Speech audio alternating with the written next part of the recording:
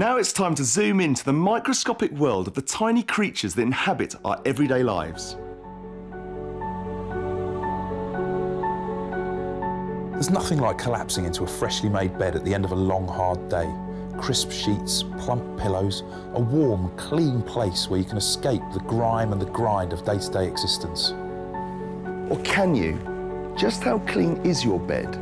Well, you might be horrified at the things you can sleep with. Meet Harry and his chums. Harry's a dust mite, or Dermatophagoides terranicinus. Try saying that 10 times quickly. He's an ugly sucker, but fortunately, you'll never come face to face with him.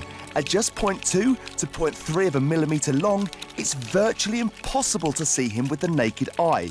And he'll certainly never see you because he hasn't got any eyes. In the average bed, there can be anything from 100,000 to 2 million dust mites. It's extraordinary. And a 2-year-old pillow, the weight of it, 10% of it could be dead mites and their excretions. Ew. And you know what they live on?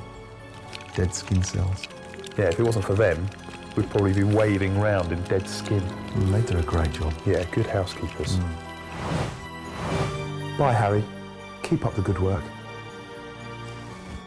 Good night. Sleep tight.